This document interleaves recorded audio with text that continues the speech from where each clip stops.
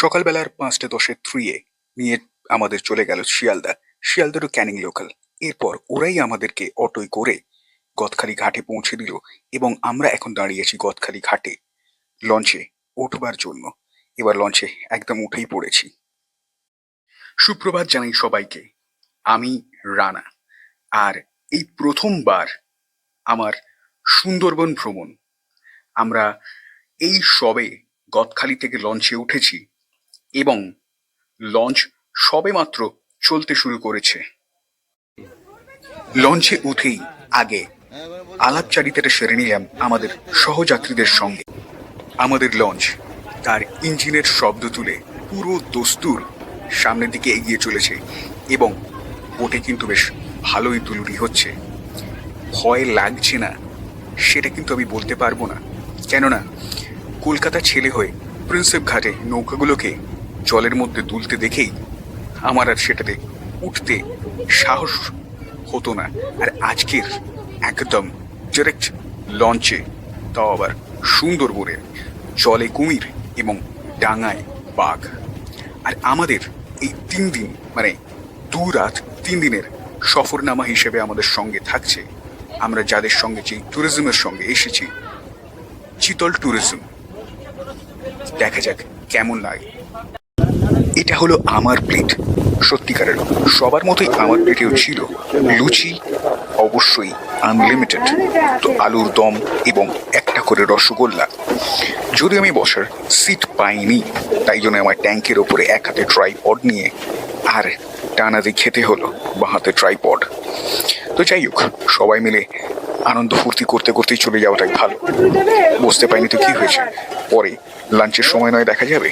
যাই হোক, সবাই মিলে খাচ্ছে এবং বোটও তো আমাদের সঙ্গে সঙ্গে চলছে।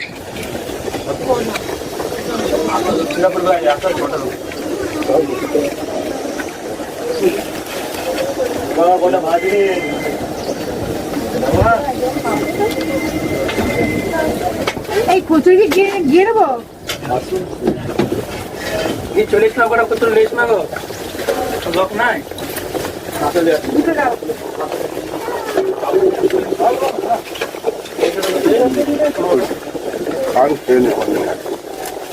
একটা জায়গায়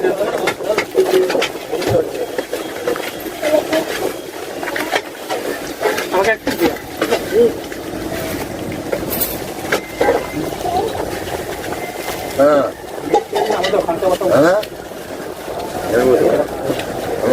না না ও ঠিক আছে,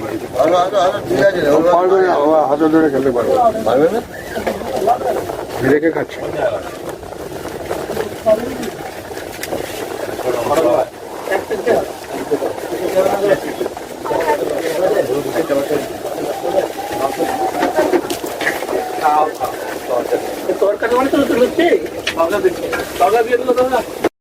এইটা গোসাবার পল্টন ফেরিঘাট, আর এখানেই আমাদের লঞ্চ প্রথম নোঙর করলো।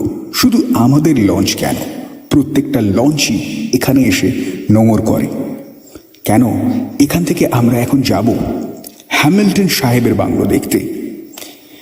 তারপর গুটি গুটি পায়ে হ্যামিল্টন সাহেবের বাংলো থেকে চলে যাব বেকন সাহেবের বাংলো দেখতে, সেই প্রখ্যাত বেকন সাহেবের বাংলো। ছোট্ট ছোট্ট পায়ে অবশেষে গোসাবা বাজারকে পেছনে ফেলে চলে এলাম আমাদের প্রথম ট্যুরিস্ট অ্যাট্রাকশনে, স্যার ড্যানিয়েল হ্যামিল্টনের বাংলো। এই বাংলোটা তৈরি হয়েছিল 1903 সালে, কলোনিয়াল এরাতে।